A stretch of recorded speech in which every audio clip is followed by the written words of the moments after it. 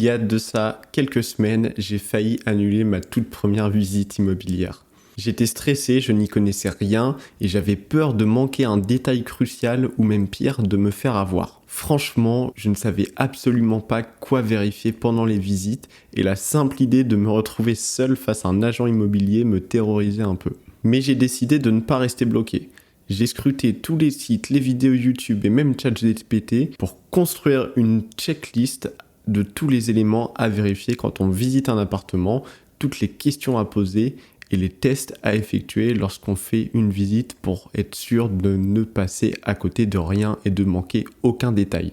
Le résultat, c'est que 2 semaines plus tard, j'avais contacté des agences, fait mes premières visites et même fait une offre, mais ce sera le sujet d'une autre vidéo. Car dans cette vidéo, je te partage tout ce que j'ai appris de fond en comble. Je vais te partager toutes les questions à poser, les éléments à vérifier, la checklist, etc. pour que tu sois préparé au mieux avant de faire tes premières visites et être sûr de ne manquer aucun détail. En bref, tout ce que j'aurais adoré avoir avant de faire ma première visite. Alors installe-toi bien, tu risques de gagner pas mal de temps et d'éviter de belles galères. Moi c'est Romain, j'ai 24 ans, je suis ingénieur en informatique et en ce moment j'achète mon tout premier appartement pour faire de l'investissement locatif. Et j'ai décidé de documenter tout ce projet sur cette chaîne YouTube. Donc je te partage toutes mes galères, mes retours d'expérience, les chiffres en toute transparence. Donc si le projet t'intéresse, n'hésite pas à t'abonner pour ne manquer aucun épisode.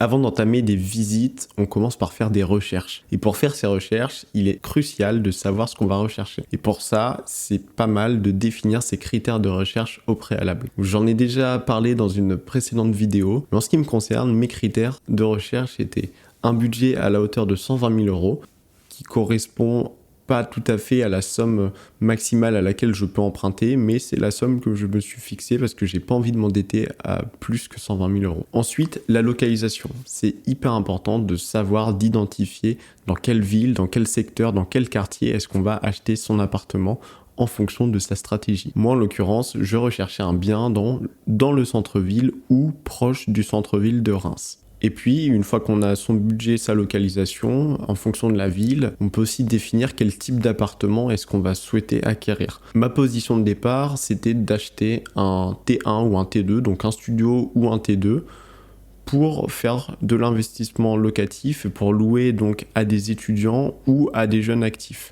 Mais a priori plutôt des étudiants, puisque sur ces tranches de budget-là, on est quand même plutôt sur des studios, sauf si on vise des rénovations. Les rénovations, elles sont bien si tu as envie de t'embêter avec des travaux. Je dis embêter parce que c'est vrai que les travaux, ça rajoute quand même pas mal de charges et d'énergie qu'il faut avoir pour les dépenser.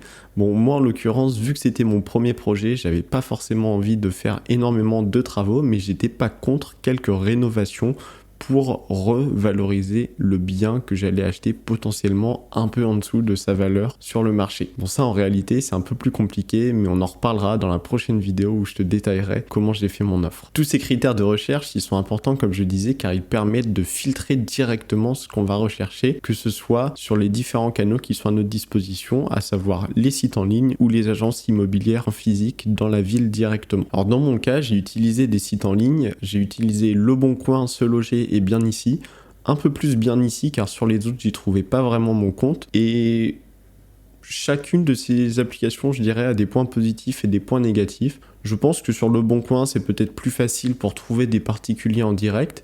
Sur Bien Ici, j'ai trouvé que les agences répondaient assez rapidement. Maintenant, sur Bien Ici, de l'expérience que j'ai eue, les biens n'étaient pas réellement à ma convenance et il y avait pas mal de biens qui étaient mis en ligne et qui n'étaient plus disponibles ou qui étaient en cours de vente. Donc ce qui m'est arrivé, moi, c'est que je suis passé par une agence sur Bien Ici qui m'a recontacté pour me dire que le bien était plus disponible et derrière m'a proposé d'autres biens similaires à celui pour lequel j'avais envoyé une demande de contact justement. Mais les biens proposés n'étaient pas terribles, donc je me suis pas positionné et on n'est pas allé plus loin avec cette agence-là. Il y a un autre point sur lequel j'aimerais bien m'arrêter, c'est j'ai parlé de particuliers contre les agences. Quel est le plus avantageux ? Je pense que chacun a des points positifs et peut avoir aussi des points négatifs. L'avantage du particulier par rapport à une agence, c'est que vous allez éviter les frais d'agence qui sont quand même à prendre en compte, hein, c'est pas moindre, surtout en fonction de la valeur du bien que vous acquérez. Mais l'inconvénient qu'il peut y avoir, moi j'ai un retour d'expérience que j'ai pas vécu directement mais qu'un proche à moi a vécu, c'est que sur un appartement, cette personne a réussi à avoir une visite et avec le propriétaire et avec une agence qui s'occupait aussi de vendre le bien. Et sur le moment, donc l'agent immobilier a été très honnête sur tous les détails de l'appartement et lui a évoqué des traces d'amiante dans l'appartement, donc qui est quand même une belle galère, là où le propriétaire n'a absolument rien dit à ce sujet.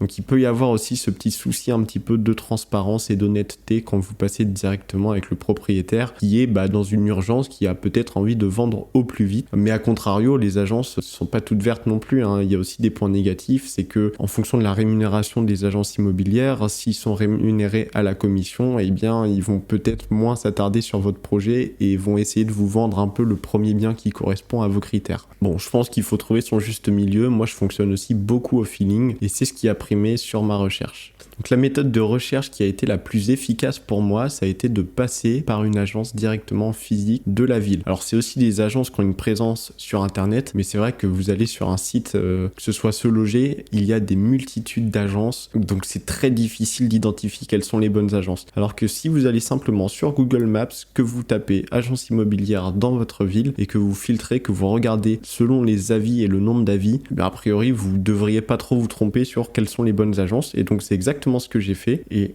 j'ai fait cette première étape et un samedi matin, je me suis rendu directement sur place pour targeter les meilleures agences, les mieux notées et déposer mes critères de recherche directement en physique. Bon, en réalité, le déplacement en physique n'est pas obligatoire puisque le samedi matin, la plupart des agences sont sur rendez-vous, donc je me suis fait recaler.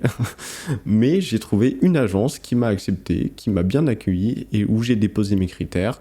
Et ce qui a pu donner suite justement à des visites. Mais encore une fois, vous n'êtes pas obligé de vous rendre sur place, car un simple email ou un coup de téléphone vous permet de faire exactement la même chose. Le samedi matin, je dépose mes critères dans l'agence et le lundi d'après, le matin, je reçois un appel de l'agent immobilier qui me contacte pour m'indiquer qu'il a 2 biens à me proposer et à me faire visiter. Alors ça allait très très vite puisqu'il me propose des visites le lundi après-midi. Donc moi, de manière un peu audacieuse et un peu bête sur le moment, je me dis ok, j'ai pas envie de passer à côté de cette opportunité, donc j'y vais. J'arrange mon agenda pour y aller et pour faire ces visites le jour même. Le problème, c'est qu'à ce moment-là, comme je disais en début de vidéo, je ne sais absolument pas quoi regarder. Donc j'ai dû me former un petit peu sur le tas et dégoter tout un tas de questions à poser et à préparer pour les visites. Les 2 biens qu'il me proposait, c'était 2 studios off-market dans le centre-ville de Reims, au niveau des quartiers étudiants, près des grandes universités.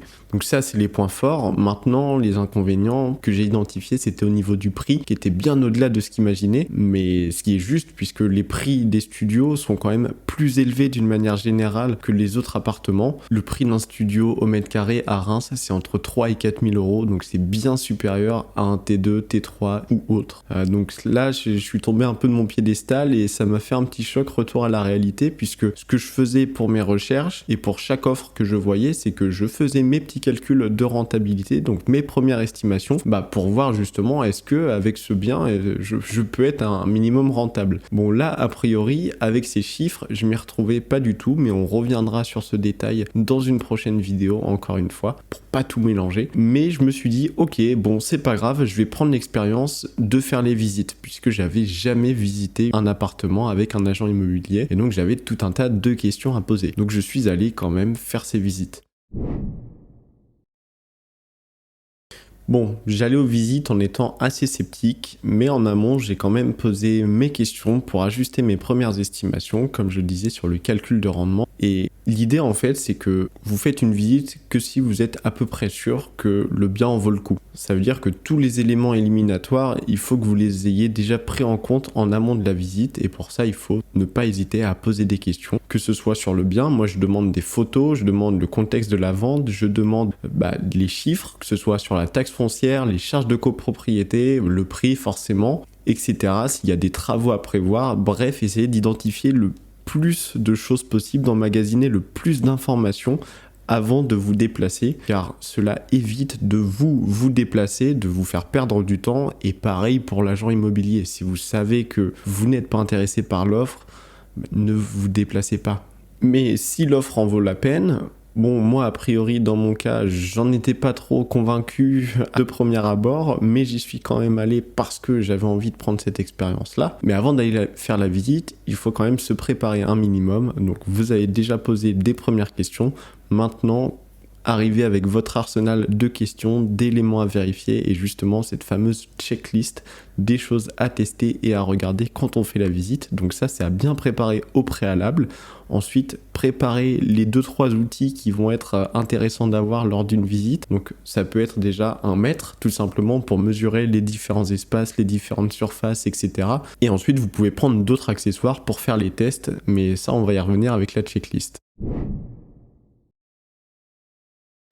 Bon, une fois qu'on est prêt, c'est parti, il faut y aller, on se lance et on va faire la visite.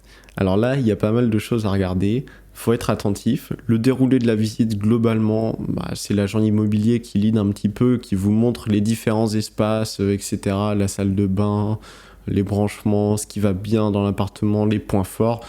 Le travail de l'agent immobilier, ça reste un commercial, son objectif c'est de vendre, donc il va valoriser le bien et vous faire un petit peu les calculs, vous dire non mais regardez, là vous arrivez à tant machin, tant de mensualité, si on fait la simulation, ils sont très bien équipés, ils connaissent très bien leur métier, donc là il n'y a aucun souci là-dessus, vous allez bien être guidé.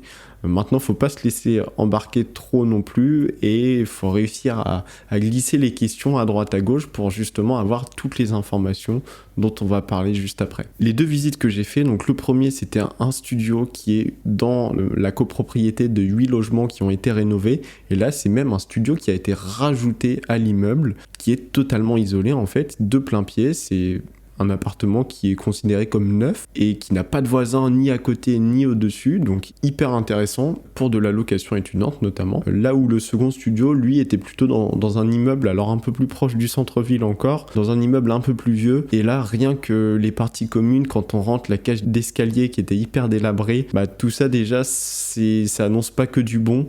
Là où à l'inverse, le premier, les espaces de copropriété, tout a été refait, que ce soit la façade, la toiture, etc. Donc a priori, pas trop de charges de travaux de copropriété à prévoir, alors que le second, rien que la cage d'escalier était dans un piteux état, et même l'appartement m'a un peu moins plu sur le moment, sachant que en plus de ça, le vendeur était pas du tout prêt à négocier puisqu'il était même pas sûr de vendre. Je me suis plutôt focalisé sur le premier bien et j'ai profité de la visite du second bien pour poser toutes les questions que j'avais sur l'investissement locatif à l'agent immobilier qui, il se trouvait que lui aussi fait de l'investissement locatif. Donc c'était parfait, c'était l'occasion à saisir. Bon alors c'est bien beau tout ça, mais concrètement, qu'est-ce que l'on regarde quand on fait la visite ? Bon, il y a plusieurs éléments, j'ai fait une checklist un peu exhaustive, mais je vais te partager toutes les informations. Déjà, les premières informations à avoir sur le logement sont le prix du logement, le prix du bien, le prix au mètre carré, la superficie et la superficie du terrain s'il y a un terrain. Donc j'ai fait l'exercice pour la première visite qui m'intéressait un peu plus. Moi, le prix d'achat était de 104 000 € à la base, ce qui fait un prix au mètre carré de 4 300 € puisque le studio fait 24 mètres carrés et je n'avais pas de terrain. Ensuite, vous pouvez poser toutes les questions qui sont relatives au contexte de la vente. La première question, c'est depuis combien de temps le bien est-il sur le marché ? En l'occurrence, le mien était pas du tout encore sur le marché puisqu'il venait de rentrer les biens au niveau de l'agence. Vous pouvez poser la question de combien de personnes ont visité l'appartement. Moi j'étais le premier, donc encore une fois j'ai eu cette chance d'être le premier à visiter, donc potentiellement le premier à me positionner sur une offre. La question importante c'est de comprendre le contexte de la vente. Pourquoi est-ce que la personne souhaite vendre ? Dans mon cas, le vendeur avait tout simplement acheté un lot parmi les rénovations du bien pour le retaper, le construire de plein pied et derrière le vendre et j'imagine se générer pas mal de bénéfices. Vous pouvez poser les informations au sujet de la taxe foncière comme on en a parlé. Moi vu que le bien vient d'être construit, il faudra attendre 1 an pour avoir le montant de la taxe foncière, mais ça n'empêche pas d'avoir une estimation de ce qui se fait sur le quartier en question pour s'en rapprocher au maximum et ajuster ses calculs de rentabilité derrière. Vous pouvez demander aussi et regarder de quand datent les dernières rénovations, que ce soit au niveau de la peinture, des sols, des joints, de la chaudière, de l'électricité, de la plomberie, etc. Dans mon cas, tout était neuf, donc à ce niveau-là, j'ai pas eu trop de soucis à me faire. La date du dernier DPE aussi, qui est hyper importante à connaître. Si ça a été fait avant 2024, c'est selon les anciens critères, donc c'est plus du tout à jour. Je crois que c'est 2024. Mais bref, demandez le DPE. Moi, c'est un appartement qui est neuf, encore une fois, je vais pas mal le répéter. Mais donc le DPE vient d'être fait et c'est un DPE qui est estimé à D, puisque j'ai pas de voisins mitoyens sur les côtés, etc. Donc niveau énergétique, c'est difficile d'aller chercher plus haut. Mais basé sur les matériaux qui ont été utilisés pour construire le logement, on est sur un DPE de D. Ensuite, vous pouvez demander s'il y a des diagnostics immobiliers au sein de la copropriété, que ce soit pour les plombs, des termites, l'amiante ou du gaz. Moi, j'en ai pas, a priori, tout a été refait, tout est clean et ils sont en train de construire la copropriété, justement. Vous pouvez demander s'il y a des problèmes structurels, des choses en particulier à savoir sur le bien. Vous pouvez demander l'état de la clim, du chauffage, de la plomberie, etc. Encore une fois, moi, tout était neuf. Ensuite, vous pouvez vous intéresser à l'environnement qui englobe votre appartement. L'environnement proche, c'est le voisinage. Comment est le voisinage? Est-ce qu'il y a des problèmes de voisinage? Encore une fois, moi, la copropriété est neuve, donc c'est principalement des propriétaires qui mettent en location et il y a un peu de tout. Il y a de la longue durée, il y a du Airbnb aussi, mais tout est encore en train de se monter. Il y a encore des travaux en cours, donc on est plutôt sur ce plan-là. Vous pouvez demander s'il y a des litiges associés à la copropriété. Dans mon cas, c'est une copropriété qui est en train de se construire, donc pas de litige en cours. Vous pouvez demander, vous renseigner sur les projets de construction en cours ou à venir qui sont autour de la copropriété, de l'immeuble, à proximité, que ce soit dans les rues, etc. Typiquement, moi, ils sont en train de refaire l'avenue centrale de Reims pour la transformer en avenue piétonne / bus, vélo, etc. Donc ils sont en train d'aménager un truc hyper sympa, mais effectivement, à court et moyen terme, ça fait des travaux qui seront finis d'ici 2026, il me semble. Vous pouvez vous renseigner sur les points de transport à proximité, les différentes commodités, donc que ce soit les arrêts de bus, les arrêts de tramway. Moi, j'ai la chance d'y être à moins de 10 minutes à pied. Pareil pour les différents supermarchés, même si ça reste des supermarchés de centre-ville. Bon, pour des étudiants, ça devrait suffire. Et justement, dans le cas de location étudiante, avoir des universités à proximité, c'est hyper intéressant. Donc, c'est bien de se renseigner par rapport à ça aussi. Et comme je vous le disais, là, le bien que je visitais est dans les quartiers étudiants, donc qui est à moins de 5-10 minutes à pied des universités. Donc ça, quand on est étudiant, c'est vraiment royal. L'idée aussi, c'est de se faire un avis sur le quartier, d'une manière générale. Vous pouvez y aller à plusieurs moments de la journée pour voir comment est-ce que et l'ambiance d'une manière générale dans le quartier à différentes périodes de la journée. Et sinon, vous pouvez aussi tout simplement poser les questions aux habitants ou aux commerciaux du quartier pour vous renseigner justement, est-ce qu'il y a des craintes à avoir, quel est leur avis justement sur le quartier en vous intéressant à l'opinion publique. Vous pouvez poser des questions aussi sur l'état du logement d'une manière générale, donc la date de construction de l'immeuble, le DPE, l'historique du logement, qui ont été les précédents locataires, etc. Moi, dans mon cas, ça a été remis au neuf. Il n'y a pas vraiment d'historique notable. Vous pouvez demander le plan d'architecture et puis maintenant vérifier aussi les différents éléments, que ce soit le double vitrage, les volets électriques, la ventilation, la VMC, simple, double flux. Moi, la mienne n'était pas encore installée, donc c'était compliqué de faire les tests. Renseignez-vous sur les différents revêtements, que ce soit les parquets, les murs, etc. Dans le cas du premier studio que j'ai visité, on était sur une espèce de faux parquet au sol qui se fait beaucoup, alors j'ai pas le nom exact.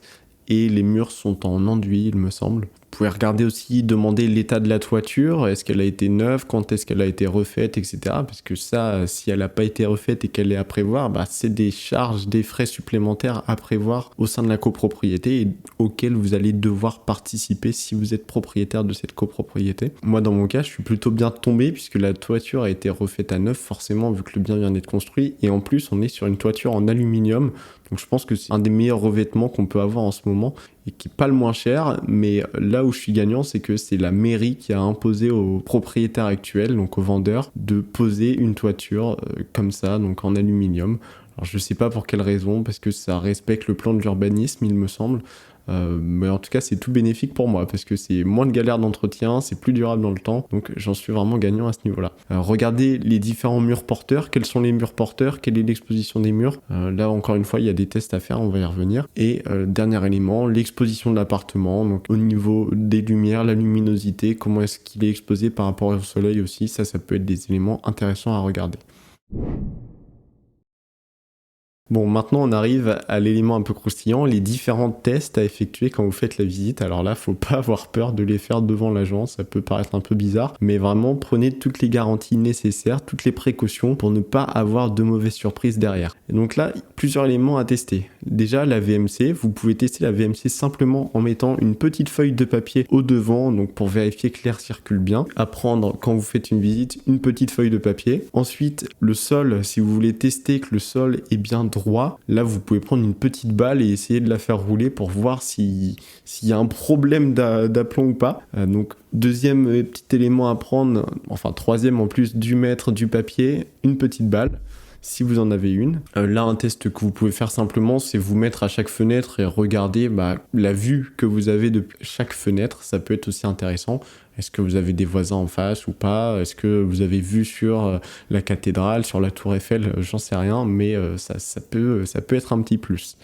Pour vérifier le double vitrage, il y a une technique que j'ai pas testée mais qui marche plutôt bien, c'est de prendre un briquet ou une allumette, peu importe, mais d'avoir une flamme, de la mettre devant la vitre. Et si vous voyez 4 reflets de la flamme, ça veut dire que vous êtes bien sur du double vitrage. Pour repérer les murs porteurs, ce que je vous disais, c'est que vous pouvez regarder l'épaisseur du mur. Si le mur fait plus de 15 cm d'épaisseur, a priori, il y a quand même de grandes chances que ce soit un mur porteur. Après, vous pouvez voir en tapant dessus si ça résonne creux ou si ça sonne dur. Si ça sonne dur, on est aussi plus proche d'un mur porteur que si ça sonne creux. Mais encore une fois, peut-être qu'il y a une double cloison. Bref, posez aussi toutes ces questions-là. Normalement, l'agent est censé être informé à ce niveau-là. Vous pouvez regarder le tableau et tester l'électricité, donc regardez le tableau électrique, tester les différentes prises, etc.